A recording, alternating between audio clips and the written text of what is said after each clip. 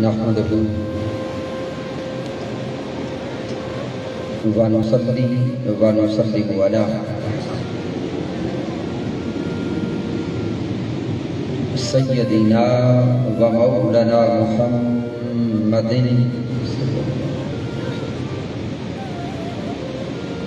نبي الأمين المكين الكريم الرؤوف الرحيم. أما بعد فأعوذ بالله من الشيطان الرجيم.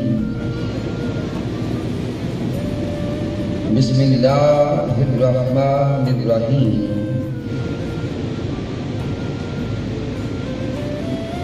قال الله تبارك وتعالى في القرآن المجيد: ما كان محمد أبا أحد من رجالكم ولكن رسول الله وخاتم النبيين. وقال الله تبارك وتعالى في الكلام المجيد: وإذ أخذ الله ميثاق النبيين لما آتيتكم من كتاب وحكمة ثم جاءكم رسول مصدق لما معكم لتؤمنن به ولتنصرنه. صدق الله مولانا العظيم. إن الله وملائكته يصلون على النبي يا أيها الذين آمنوا صلوا عليه وسلموا تسليما. اللهم صل على سيدنا ومولانا محمد وعلى آله وصحبه وبارك وسلم. اللہ رب العزت کی توفیق سے اور تاجدار کائنات صلی اللہ علیہ وآلہ وسلم کے نعلین پاک کے تصفف سے کامرہ کی سرزمین پر ہم ماہانہ درس عرفان قرآن کی اس بابرکت روحانی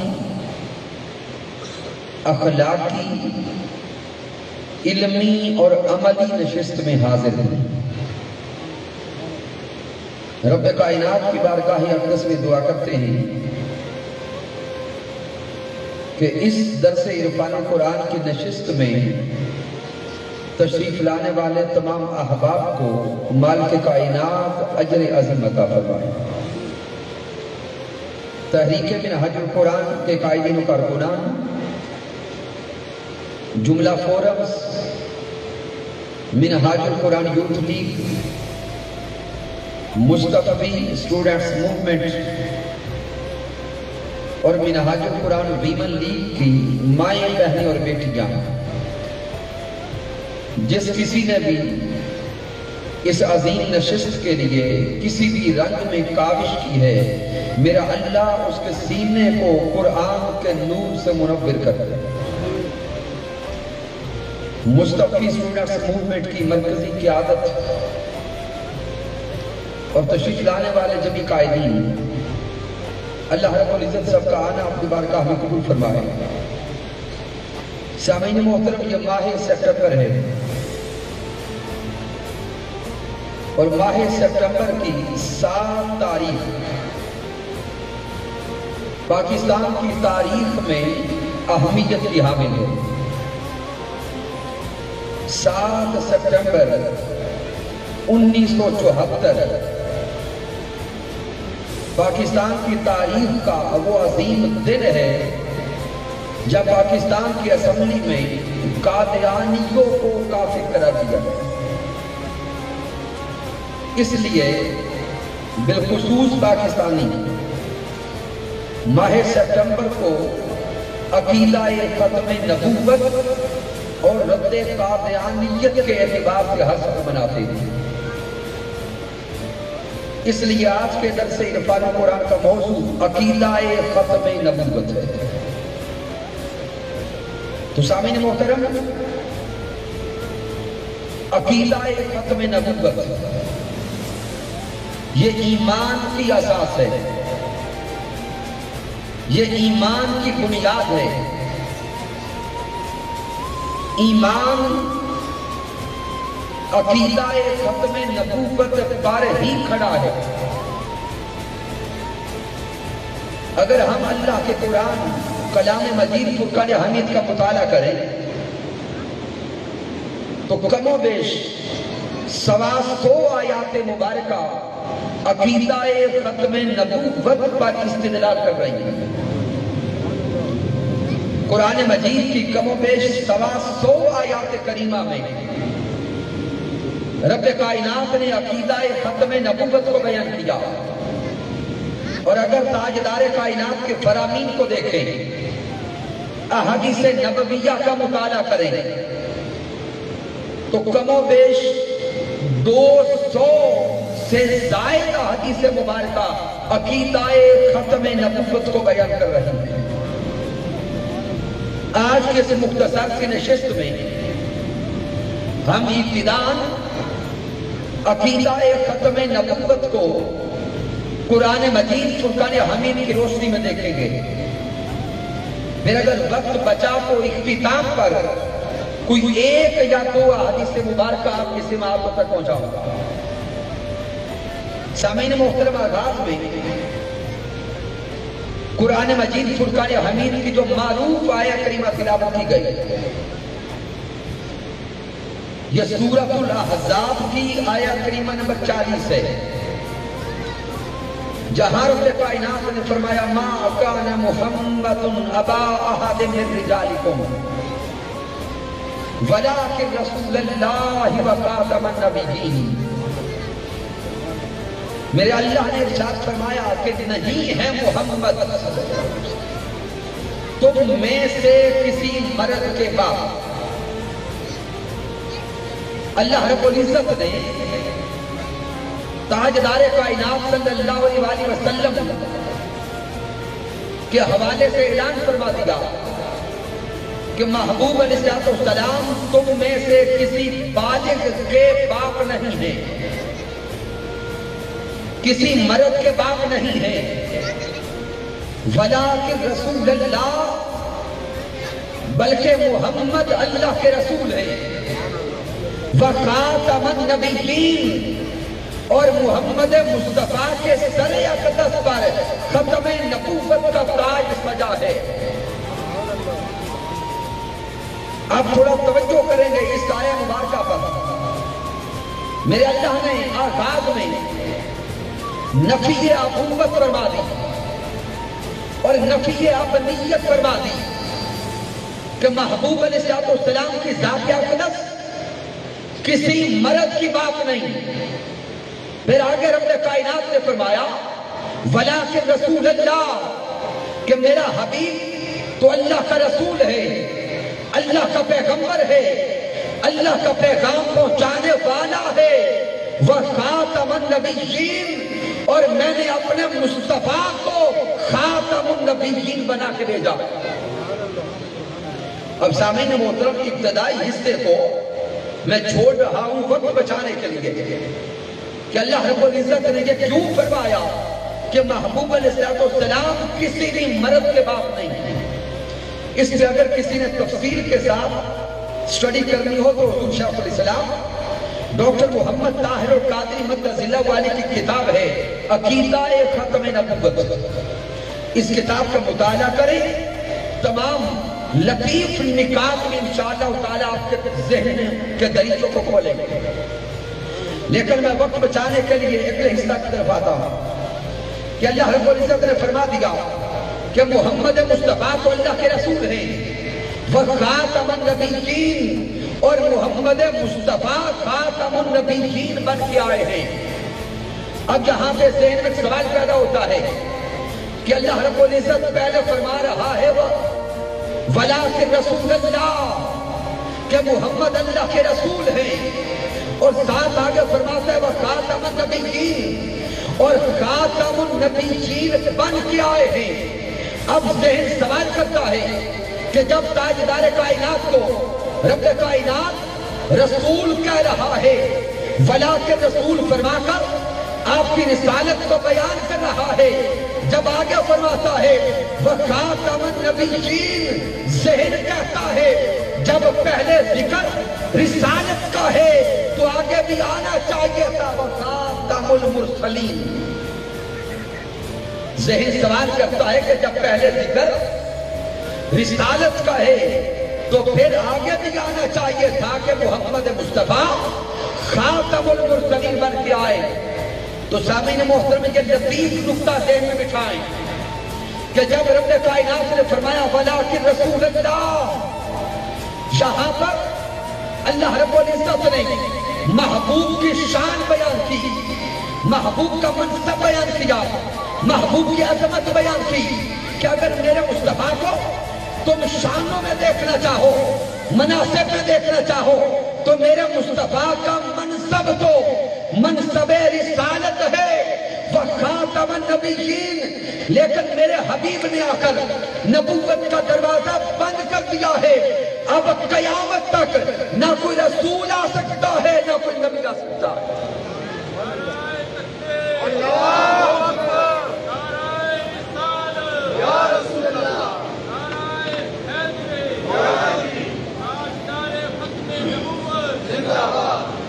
تو سامعین محترم، جو اللہ رب العزت نے فرمایا وَخَاتَمَ النَّبِيِّينَ، اس میں رب کائنات نے نبوت کا دروازہ بند فرما دیا۔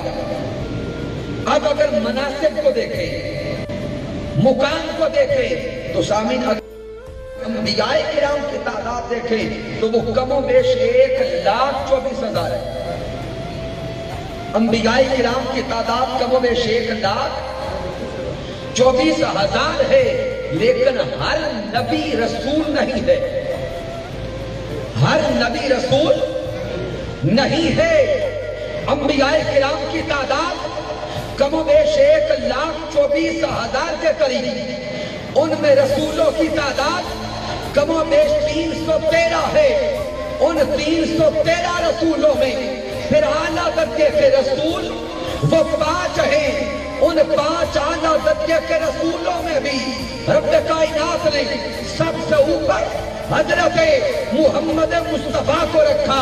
پہلے 1,24,000 کا عدد، پھر 313 کا عدد، پھر 5 کا عدد، پھر ان 5 میں بھی جب میرے اللہ نے چنا تو ایک حضرت محمد مصطفیٰ کو چن کر ختم نبوت کا تاج، تاجدار کائنات محمد مصطفیٰ کو عطا فرما دیا۔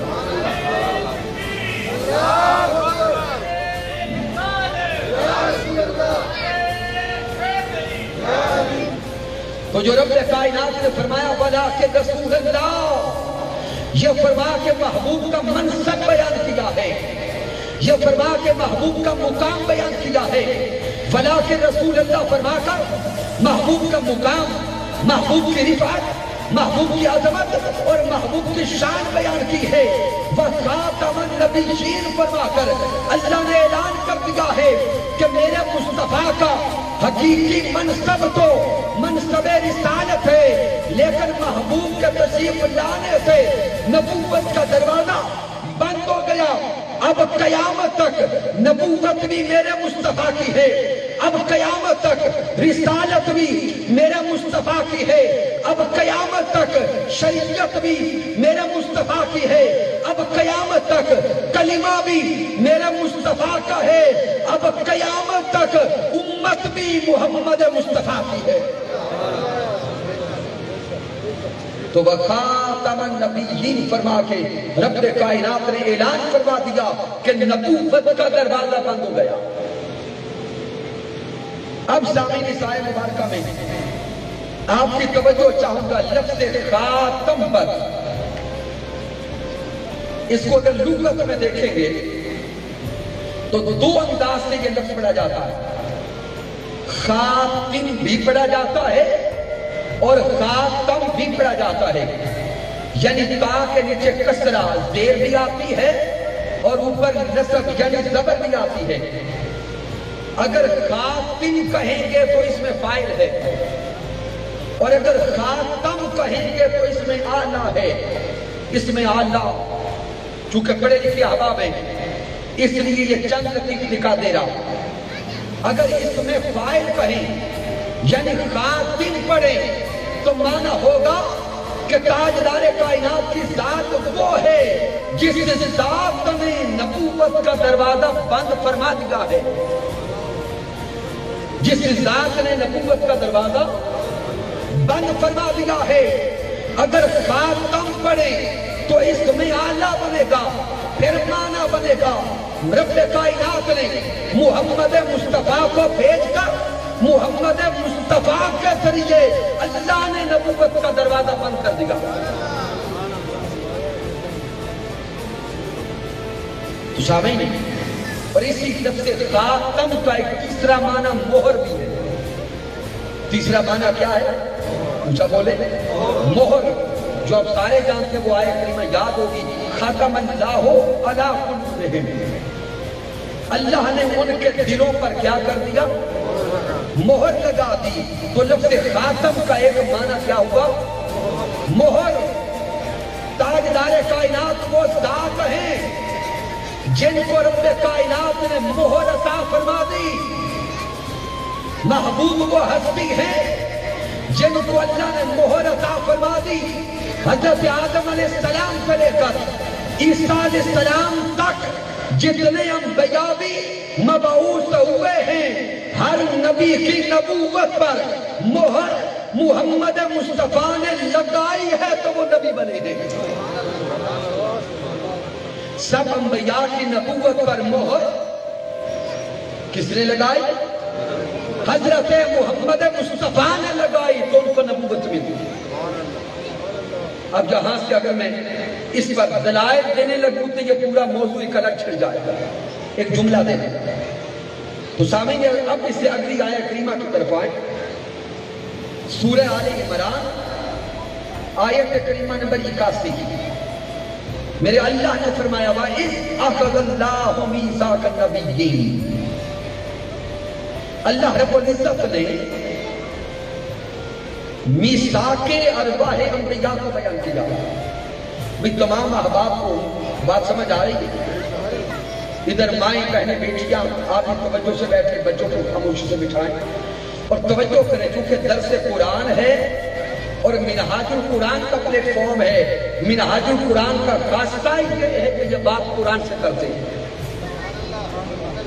تو سامعین سورہ آل عمران میرے اللہ نے فرمایا وَإِذْ أَخَذَ اللَّهُ مِيثَاقَ النَّبِيِّينَ، جب اللہ رب العزت نے ارواح انبیاء سے وعدہ لیا، پختہ وعدہ لیا، لَمَا آتَيْتُكُم مِّن كِتَابٍ وَحِکْمَةٍ، کہ ارواح انبیاء آپ کو حکمت دی جائے گی، نبوت دی جائے گی، رسالت دی جائے گی، ثُمَّ جَاءَكُمْ رَسُولٌ مُصَدِّقٌ، پھر تم سب کے بعد رسول مصدق آئے گا، تم سب کے بعد امام الانبیاء کی آمد ہوگی، تم سب کے بعد سرور انبیاء کی آمد ہوگی، تم سب کے بعد سید الانبیاء کی آمد ہوگی۔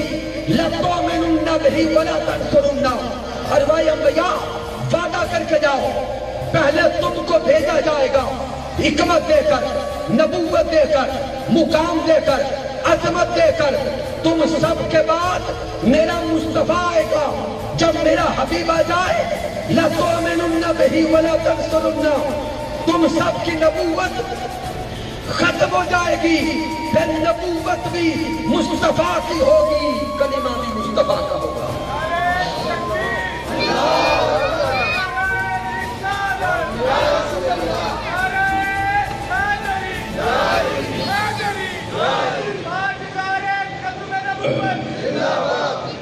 اب سامعین غور کریں اس آیہ مبارکہ پر۔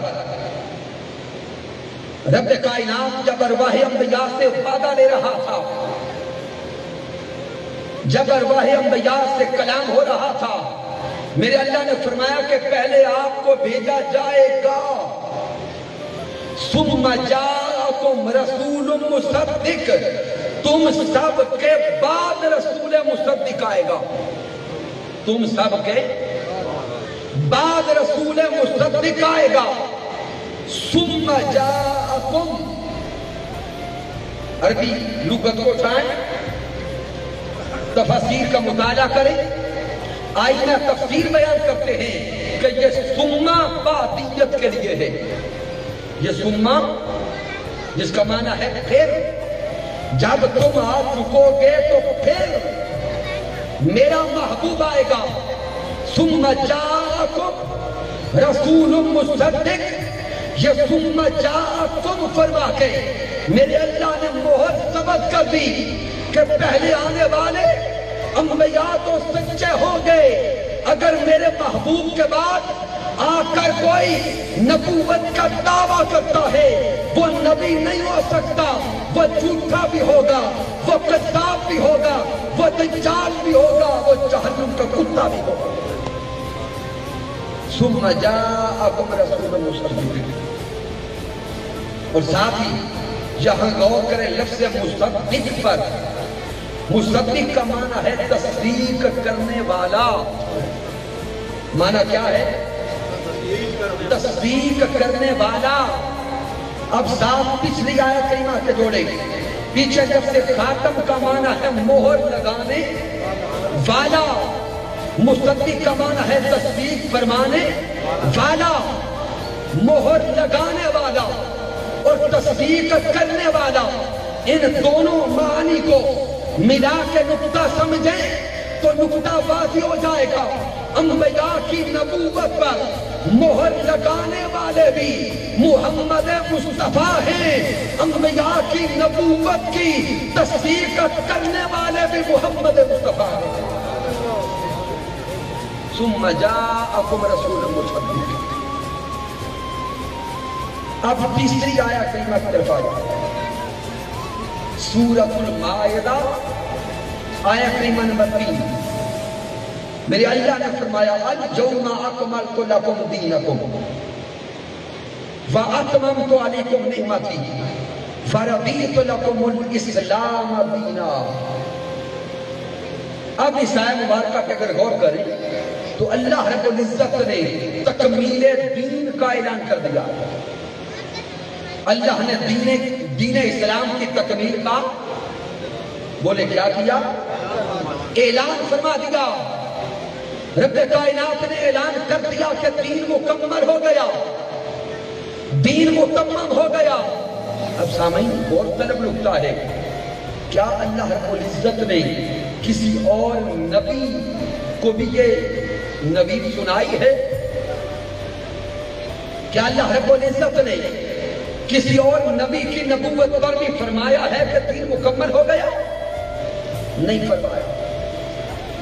رب کائنات نے حضرت آدم علیہ السلام کو بھیجا، حضرت نوح علیہ السلام کو بھیجا، حضرت شیس علیہ السلام کو بھیجا، حضرت یعقوب علیہ السلام کو بھیجا، حضرت یوسف علیہ السلام کو بھیجا. آگے دیکھتے چلے جائیں، سلسلہ نبوت ہے. اللہ رب العزت نے آدم علیہ السلام سے لے کر عیسیٰ علیہ السلام تک انبیاء بھیجے، رسول بھیجے. کئی انبیاء کو کتابیں دی، شریعت دی، امت دی، قوم دی، لیکن اس رب نے کسی نبی کو بھی تکمیل دین کی بشارت نہیں سنائی. کسی نبی کو بھی تکمیل دین کی بشارت نہیں سنائی. انبیاء تشریف لاتے رہے، اپنی اپنی ذمہ داریاں نبھا کر جاتے رہے. تاجدار کائنات کی آمد ہوئی، میرے سونے مصطفیٰ نے اللہ کا پیغام پہنچایا، اللہ کی وحدانیت کا پیغام، رب کی الوہیت کا پیغام، اللہ کی ربوبیت کا پیغام، اللہ کی توحید کا پیغام، اللہ کی محبت کا پیغام، اللہ کے عشق کا پیغام. تاجدار کائنات اللہ کا پیغام پہنچاتے ہیں. ادھر پیغام مکمل ہوتا ہے، ادھر اللہ کا اعلان ہوتا ہے اليوم اکملت لکم دینکم اليوم اکملت لکم دینکم واتممت علیکم نعمتی ورضیت لکم الاسلام دینا. اللہ نے اعلان کر دیا کہ پہلے نبی میں نے بھیجے تھے، پہلے بھی رسول میں نے بھیجے تھے، ہر کوئی ذمہ داری نبھاتا رہا، لیکن میرے مصطفیٰ میں نے بھی آپ کو بھیجا ہے جس طرح ذمہ داری آپ نے نبھائی ہے ایسی ذمہ داری کوئی اور نبھا نہیں سکتا۔ جب میرے آقا علیہ السلام نے وحدانیت کا پیغام پہنچا دیا، توحید کا پیغام کماحت کو پہنچا دیا، تو اب رب کائنات نے بشارت سنا دی، اليوم اکملت لکم دینکم واتممت علیکم نعمتی ورضیت لکم الاسلام دینا۔ میرے اللہ نے خوشخبری سنا دی کہ محبوب آپ نے جو پیغام پہنچایا ہے اس پر میں اتنا راضی ہوں کہ تکمیل دین کا اعلان کرتا ہوں۔ دین مکمل ہو گیا، اب قیامت تک کے لیے آپ کے دین کے قائم رہنے کا اعلان کر دیا گیا۔ تو سامعین، یہ آیا مبارکہ بھی عقیدہ ختم نبوت کو بیان کر رہے ہیں، اور ساتھ یہاں پر ایک لطیف نکتہ کر رہا ہے۔ ذہن میں سوال آئے گا کہ باقی انبیاء کرام نے بھی تو پیغام اللہ کا پہنچایا تھا، پیغام بولے اللہ کا پہنچایا تھا، اور تاجدار کائنات نے بھی پیغام اللہ کا پہنچایا ہے۔ فرق کیا ہے؟ جس فرق کی بنا پر محبوب پر تکمیل دین کا اعلان کیا گیا، بڑا اہم نکتہ ہے سمجھنے والا۔ تو سامعین محترم جان لیں، آقا علیہ السلام سے پہلے انبیاء تشریف لاتے رہے، جو ہی نبی دنیا سے جاتے شرک پھر پلٹ آتا، شرک پھر پلٹ آتا۔ ایون حضرت موسیٰ علیہ السلام کا واقعہ پڑھے، حضرت موسیٰ علیہ السلام رب کی بارگاہ میں گئے تھے، اس دنیا سے نہیں گئے، صرف بستی سے گئے تھے، واپس لوٹے تو بچڑے کی پوجا ہو رہی تھی۔ باقی انبیاء بھی پیغام کو اللہ کا پہنچاتے، لیکن شرک مٹا نہیں، شرک پھر تو جو ہے شرک پھر پلٹ آتا۔ تاجدار کائنات نے بھی پیغام اللہ کا پہنچایا ہے، لیکن فرق کیا ہے؟ باقی انبیاء کرام جو ہی پردہ فرماتے شرک پلٹ آتا، میرے محبوب نے بھی پیغام اسی اللہ کا پہنچایا ہے۔ فرق یہ کہ محبوب کو ظاہراً پردہ فرمائے 1500 سال بیت گئے، لیکن آج تک پھر پلٹ کر شرک نہیں آیا۔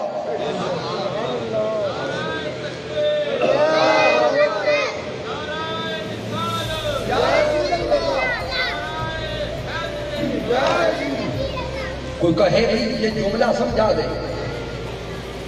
اس دور میں تو ہم شرک فتوے بھی سنتے ہیں، تو آپ نے جو جملہ بولا ہے کہ شرک پھر پلٹ کے نہیں آیا، اس کی دلیل کیا؟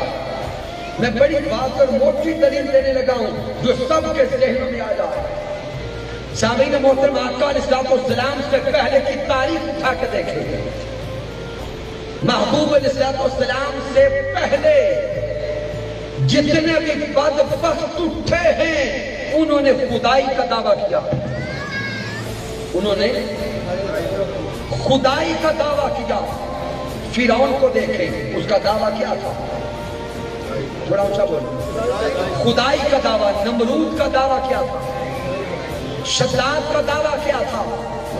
تاجدار کائنات سے پہلے شرک اتنا اٹھتا کہ خدائی کے دعوے دار پیدا ہوتے، تاجدار کائنات کو تشریف لائے، 1500 سال بیت گئے، آج تک کوئی ایک ایسا نہیں تھا جو خدائی کا دعوے دار ہو۔ تاجدار کائنات کے پیغام پہنچانے کے بعد شرک یوں مٹ گیا کہ خدائی کا دعویٰ کرنے والا نظر کوئی نہیں آتا۔ آقا کے بعد جو بدبخت بھی اٹھا ہے اس نے رسالت کا دعویٰ کیا ہے، اس نے نبوت کا دعویٰ کیا ہے۔ تو آقا علیہ السلام کے پیغام پہنچانے کے بعد کسی کا خدائی کا دعویٰ نہ کرنا یہ بیان دلیل ہے کہ میرا مصطفیٰ نے وحدانیت کی، توحید کی، الوہیت کی، ربوبیت کی ایسی ذمہ داری نبھائی ہے اور ایسی حفاظت کی ہے کہ اب قیامت تک کے لیے شرک پھر لوٹ کر نہیں آ سکتا۔ اليوم اکملت لکم دینکم وَأَتْمَمْتُ عَلَيْكُمْ نِعْمَتِي وَرَضِيتُ لَكُمُ الْإِسْلَامَ دِینًا۔ اس آیہ مبارکہ میں بھی عقیدہ ختم نبوت کو بیان کیا گیا ہے۔ اب آج کے درس عرفان قرآن کے لیے جو آخری حدیث مبارکہ دے رہا ہے یہ سورۃ الحجر ہے اور آیہ کریمہ نمبر 5 ہے۔ میرے اللہ نے اعلان فرمایا اِنَّا نَحْنُ نَزَّلْنَا الذِّکْرَ وَإِنَّا لَهُ لَحَافِظُونَ۔ رب کائنات نے قرآن مجید فرقان حمید کی نسبت اعلان کیا کہ اس قرآن کو اتارنے والے بھی ہم ہیں اور اس کی حفاظت فرمانے والے بھی ہم ہیں۔ تو سامعین تھوڑا توجہ کریں، جو پہلے انبیاء گزرے ہیں اللہ نے کئی انبیاء کو کتابیں دی، رب کائنات نے تورات بھی دی، زبور بھی دی، انجیل بھی دی، پھر کئی انبیاء کو صحائف عطا کیے، لیکن کسی کتاب کی حفاظت کا ذمہ اللہ نے نہیں لیا۔ تاریخ کو اٹھا کے پڑھے، جو ہی انبیاء تشریف لے جاتے رہے ان کتابوں میں تاریخ ہو جاتی، کتابوں کو بدل دیا جاتا، کتابوں کے مضامین کو بدل دیا جاتا۔ ارے کلام وہ بھی اللہ کا تھا، نازل کرنے والی ذات وہ بھی اللہ کی تھی، جن پہ اترا وہ بھی پیغمبر اسی اللہ کے تھے، لیکن رب کائنات نے ان کتب کی حفاظت کا ذمہ نہیں لیا۔ ادھر تاجدار کائنات پر، امام الانبیاء پر جب اللہ نے قرآن اتارا صاف اعلان کر دیا اِنَّا نَحْنُ نَزَّلْنَا الذِّکْرَ وَإِنَّا لَهُ لَحَافِظُونَ۔ دنیا والوں سن لو، اس قرآن کو اتارنے والے بھی ہم ہیں، اس کی حفاظت کرنے والے بھی ہم ہیں۔ سامعین رب کائنات کا واضح اعلان ہے کہ اس قرآن کو نازل کرنے والے بھی اونچا بولیں ہم ہیں، اس کی حفاظت کرنے والے بھی ہم ہیں۔ اسی لیے تاریخ کا مطالعہ کرو، باقی تمام کتابیں بدل چکی، تاریخ ہو چکی، ان کے مضامین بدلے جا چکے، لیکن یہ اللہ کی کتاب قرآن مجید کا اعجاز ہے۔ صدیاں بیت گئیں، زمانے بیت گئے، وقت بیت گئے، نسلیں بدل گئیں، لیکن 1500 سال گزرنے کے باوجود اس کتاب کا نہ حرف بدلا ہے، نہ اعراب بدلا ہے، نہ زیر بدلی، نہ زبر بدلی، نہ پیش بدلی۔ کیوں؟ اس قرآن کی حفاظت کا ذمہ اللہ نے خود لیا ہے۔ کیوں لیا؟ اس لیے کہ یہ دین قیامت تک کے لیے، یہ دین قیامت تک کے لیے ہے، یہ شریعت قیامت تک کے لیے ہے، اور یہ قرآن بھی قیامت تک کے لیے ہے۔ تو اللہ رب العزت نے قرآن مجید فرقان حمید کی حفاظت کا ذمہ خود لے لیا۔ اب ان 4 آیات کریمہ سے عقیدہ ختم نبوت کو سمجھنے کے بعد میں وقت کو پیش نظر رکھتے ہوئے صرف ایک حدیث مبارکہ پیش کرنے لگا، اور بڑی لطیف حدیث مبارکہ ہے کہ سامعین محترم ساتھ یہ ایک لفظ اور ایک جملہ یاد رکھیں اللہ رب العزت نے پہلے نبی پر جو پہلی وحی اتاری تھی اس سے پہلی وحی کا موضوع بھی عقیدہ ختم نبوت تھا. اور ساری گفتگو یاد رہے یا نہ رہے لیکن یہ جملے یاد رہ جائیں. اللہ نے پہلے پیغمبر پر جو پہلے کلمات اتارے تھے ان کا موضوع بھی پیچھے تک سارے بولے ان کا موضوع بھی عقیدہ ختم نبوت تھا. اور آخری نبی پر جو آخری وحی اتاری آخری وحی کا موضوع بھی عقیدہ ختم نبوت تھا. اب ذہن سوال کرے گا کہ پہلے نازل ہونے والے الفاظ کیا ہیں اور آخری الفاظ کیا ہیں. اب میں پہلے الفاظ بیان کرتا ہوں. آپ حدیث مبارکہ کی کتب اٹھائیں, دہلوی مسند الفردوس کو پڑھیں. آذان سماعت فرمائیں.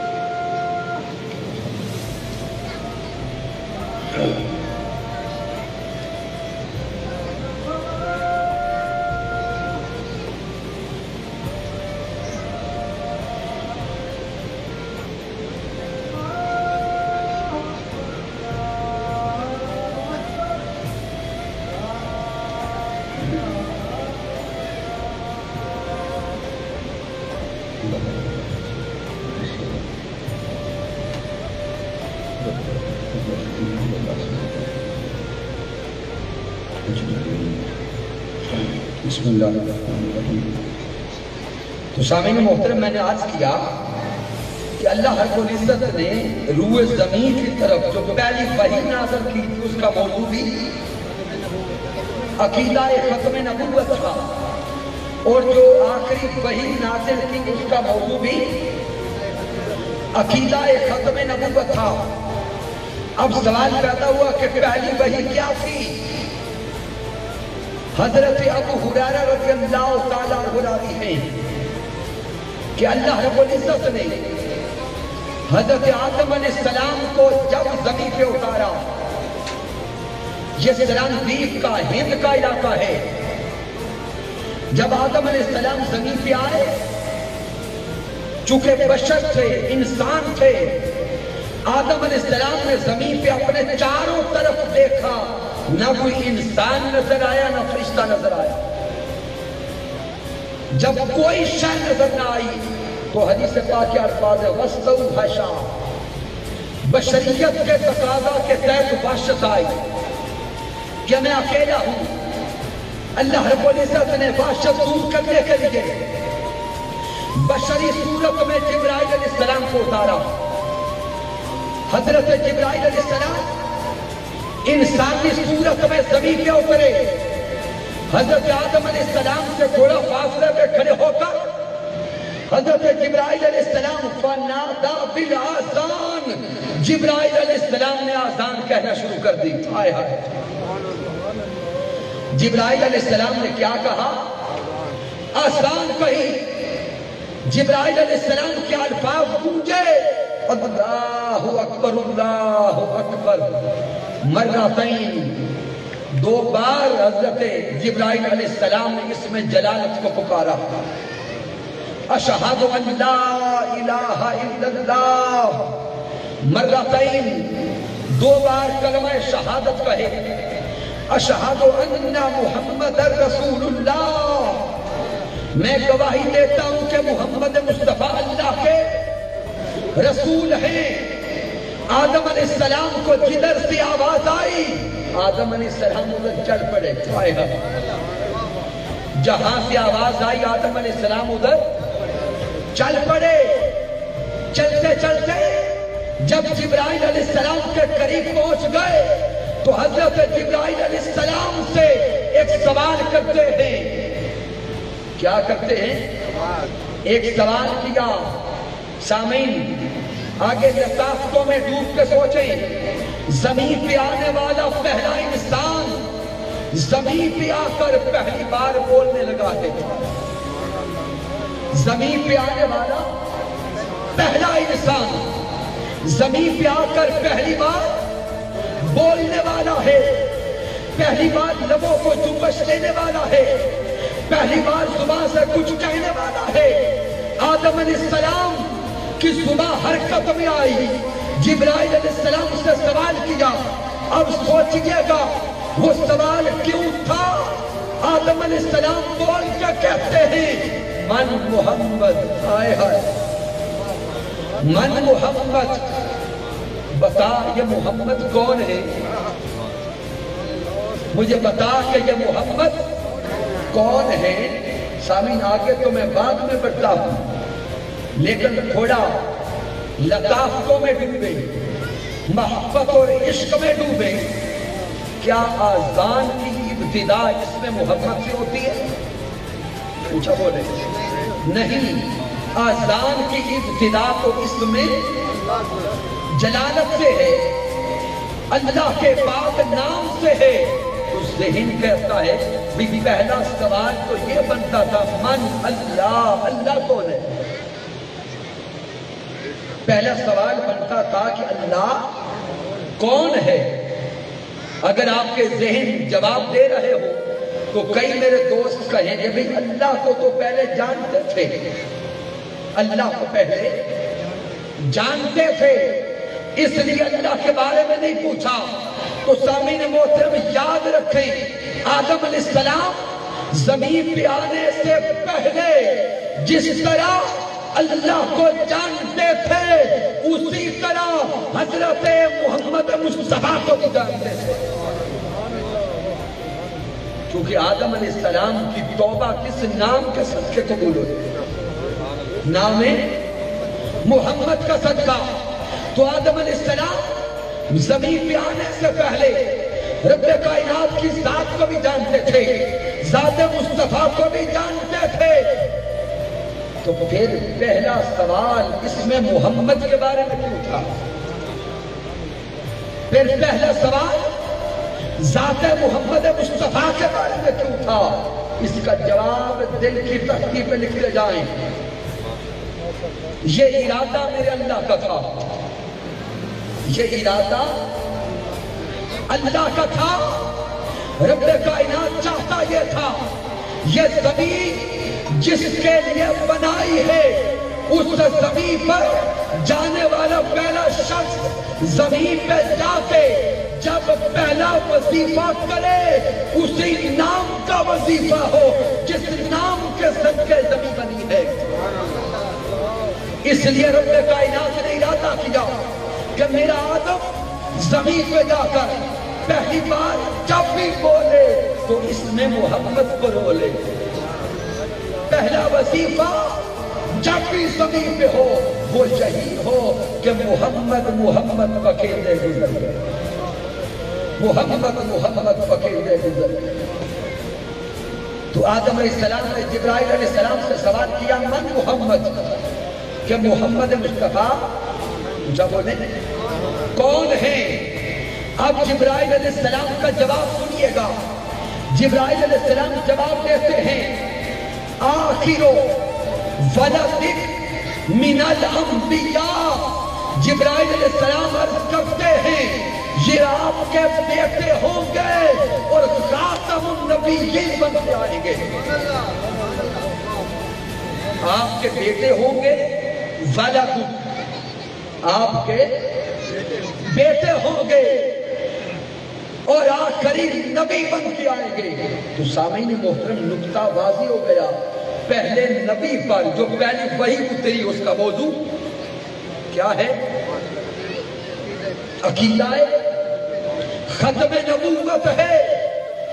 اور آخری نبی حضرت محمد مصطفیٰ پر جو آخری وحی اتری وہ آیت ہے اليوم اکملت لکم دینکم واتممت علیکم نعمتی وَرَضِيتُ لَكُمُ الْإِسْلَامَ دِينًا، اب اس عقیدہ ختم نبوت کا مقام سمجھو، اس کی اہمیت سمجھو۔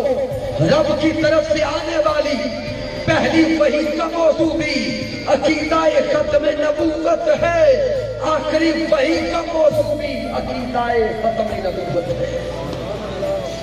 اس لیے ہم کہتے ہیں کہ عقیدہ ختم نبوت یہ ایمان کی اساس ہے، یہ ایمان کی بنیاد ہے۔ اور آخری جو جملے دینے لگا ہوں، ذہن میں ایک اور سوال اٹھے گا کہ حضور شیخ الاسلام ڈاکٹر محمد طاہر القادری مدرس اللہ علیہ کی عقیدہ ختم نبوت پہ خدمات کیا ہے، آپ کا کردار کیا ہے؟ تو سامنے وقت چونکہ کم رہ گیا، یہ جان لیں تاریخ پاکستان میں اگر چند مرکزی کرداروں کو تلاش کیا جائے، رد قادیانیت میں جو مرکزی نوعیت کے پہلے 3 یا 5 نام آئیں گے، ان میں سر فہرست نام شیخ الاسلام ڈاکٹر محمد طاہر القادری کا ہوگا۔ کوئی کہے کہ وہ کیسے؟ میں صرف اشارے دے رہا ہوں۔ جب اس بدبخت مرزا احمد قادیانی کے بعد 80s کے دور میں مرزا طاہر قادیانی نے پوری امت مسلمہ کو مباہلہ کا چیلنج کیا تھا۔ کئی بزرگ احباب موجود ہوں گے جنہوں نے وہ زمانہ دیکھا ہے، جب اس بدبخت قادیانی نے پوری امت مسلمہ کو مباہلہ کا چیلنج دیا، اس بدبخت کے مباہلہ کا چیلنج قبول کرنے والی ہستی کا نام مجدد وقت حضور شیخ الاسلام ڈاکٹر محمد طاہر القادری ہے۔ طاہر القادری، طاہر القادری، طاہر القادری۔ سامعین محترم، یہ 80s کی دہائی کا وقت تھا۔ اس بدبخت قادیانی نے پوری امت کو مباہلہ کا چیلنج کر دیا۔ حضور شیخ الاسلام ڈاکٹر محمد طاہر القادری نے اس کا چیلنج قبول کر لیا۔ اخباروں کی شاہ سرخیاں بن گئی، پمفلٹ چھاپے گئے، پوری دنیا میں اعلان کر دیا گیا کہ ڈاکٹر طاہر القادری نے مرزا قادیانی کے مباہلہ کا چیلنج قبول کر لیا ہے۔ وقت متعین ہو گیا، مینار پاکستان کی جگہ فائنل ہو گئی۔ حضور شیخ الاسلام کے خطابات آج بھی آن دا ریکارڈ موجود ہے۔ اس دن سے پہلے حضور شیخ الاسلام اعلان کر رہے تھے، اے امت مسلمہ بیدار ہو جاؤ، اے امت مسلمہ یہ سمجھ جاؤ، اگر وہ بدبخت مرزا طاہر قادیانی اس رات مینار پاکستان کے مقام پہ آ گیا، حضور شیخ الاسلام کا دعویٰ تھا کہ میں اعلان کرتا ہوں آذان فجر سے پہلے پہلے وہ بدبخت مر کے خود واصل جہنم ہو جائے گا۔ آذان فجر سے پہلے خود واصل جہنم ہو جائے گا۔ پھر حضور شیخ الاسلام نے اعلان کیا اگر آذان فجر تک وہ بدبخت خود جہنم نہ پہنچا تو نماز فجر کے بعد طاہر القادری کا خون تم کے حلال ہو جائے گا۔ جب وہ رات آ گئی، پوری دنیا سے اس شاہکان مصطفیٰ مینار پاکستان کے مقام پہ پہنچ گئے۔ اس اسٹیج پر حضور غوث الاعظم کے شہزادے، حضور غوث الاعظم کے بیٹے حضرت سیدنا طاہر علاء الدین القادری الگیلانی بھی موجود تھے۔ اسی اسٹیج پر جسٹس پیر محمد کرم شاہ اللہ ذلیل رحمہ بھی موجود تھے۔ اسی اسٹیج پر مجاہد ملت مولانا عبدالستار خان نیاتی بھی موجود تھے۔ اسی اسٹیج پر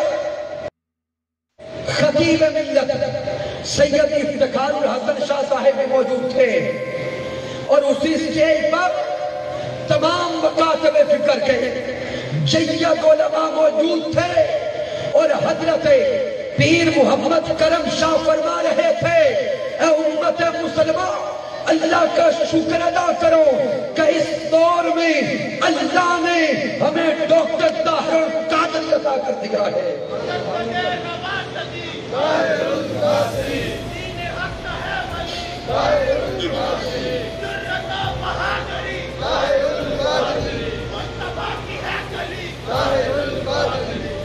میں آج بھی حضرت پیر محمد کرم شاہ الازہری الہ رحمہ کے وہ الفاظ وہ کلپ یوٹیوب میں موجودہ سن رہا تھا، رقت آمیز الفاظ حضرت پیر کرم شاہ فرما رہے تھے اے امت مسلمہ اور امت مسلمہ کے جوانوں، اس نعمت پر اللہ کا شکر ادا کرو کہ اس دور میں، اس صدی میں، اس زمانے میں اللہ نے ہمیں ڈاکٹر طاہر القادری عطا کیا ہے کہ جب طاہر القادری بولتے ہیں تو عشق مصطفیٰ دلوں میں اترتا ہے، جب طاہر القادری بولتے ہیں تو خشیت الہی من میں اتر جاتی ہے۔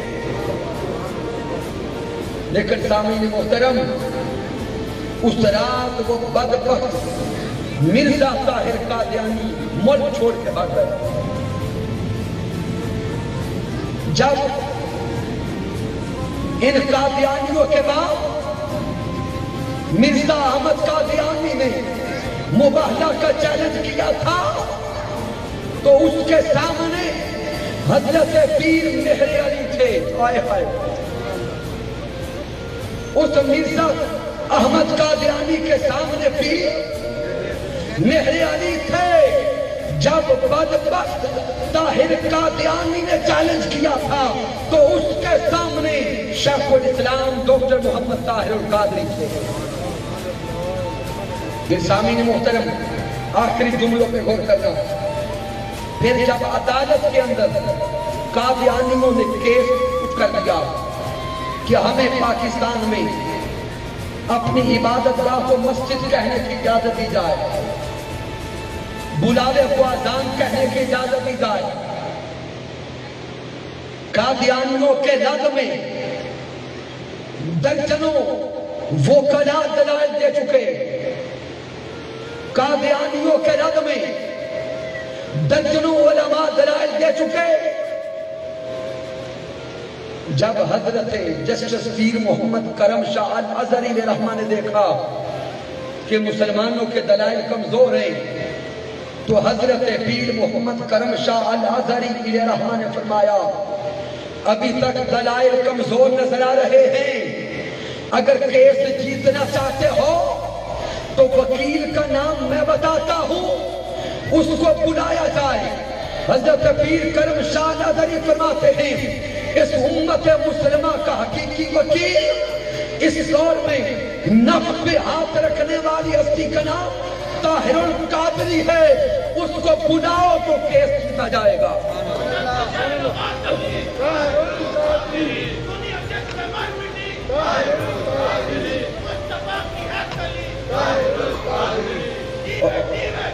جزاک اللہ۔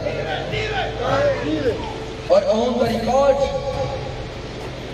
آج بھی عدالت کے آئینی ڈاکومنٹس پر حضور شیخ الاسلام کا سگنیچر موجود ہے کہ گستاخ رسول کی سزا سر تن سے جدا، یہ قانون بھی بنا تو ڈاکٹر محمد طاہر القادری کے دلائل سے، اور قادیانیوں کا جو عدالت میں حقیقی رد ہوا وہ بھی ڈاکٹر محمد طاہر القادری کے دلائل سے۔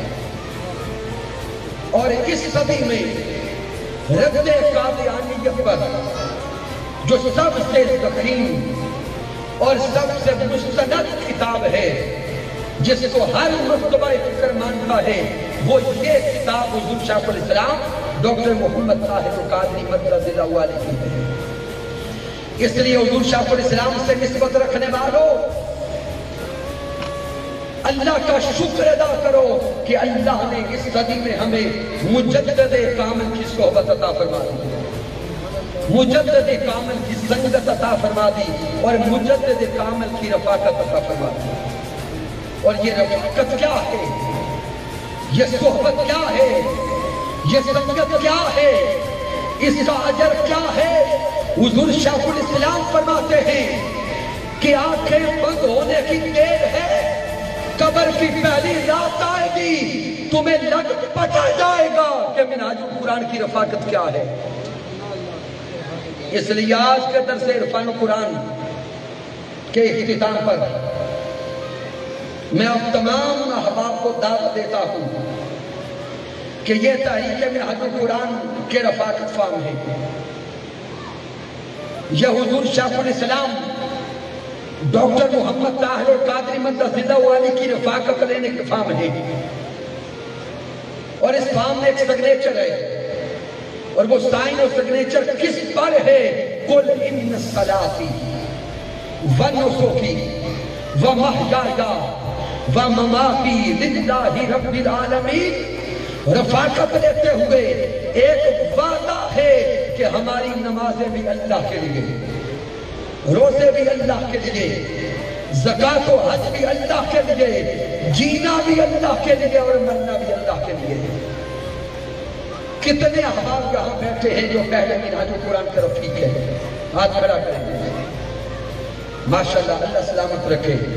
جو احباب رفیق نہیں ہیں ان کے لیے دعوت دے رہا ہوں کہ آج یہ رفاقت فارم لے کے جائیں، اپنے ساتھ لے کے جائیں، یہ فارم فل کر کے جمع کروائیں۔ انشاءاللہ تعالی اس رفاقت کا نفع اس دنیا میں بھی ہوگا، قبر میں بھی ہوگا، اور یوم قیامت بھی ہوگا۔ رب کائنات کی بارگاہ اقدس میں دعا کرتے ہیں کہ مالک کائنات ہماری آج کی اس کاوش کو، آج کی اس نوکری کو اور اس نشست کو اپنی بارگاہ اقدس میں قبول فرمائے۔ جو ساتھی فارم لینا چاہتے ہیں وہ ہاتھ کھڑا کریں گے اور ہمارے دوست احباب آپ تک فارم پہنچا دیں گے۔ کی محمد سے وفا سنے تو ہم تیرے ہیں، یہ جہاں چیز ہے کیا، لوح و قلم تیرے ہیں۔ میں نے جو کچھ بیان کیا اگر اس میں کچھ کمی ہے، کوئی کجی ہے، کوئی غلطی ہے تو مجھ ناچیز کی طرف سے ہم میرا اللہ معاف فرما دیں۔ اگر اس میں کوئی اچھائی کمال ہے تو اللہ کی عزت کی قسم میرا کوئی کمال نہیں، یہ میرے اللہ کا کرم ہے، آقا علیہ السلام کی رحمت ہے، اور میرے قائد، میرے مربی، میرے استاد حضور شیخ الاسلام ڈاکٹر محمد طاہر قادری مدثر کی صحبت کا فیضان ہے۔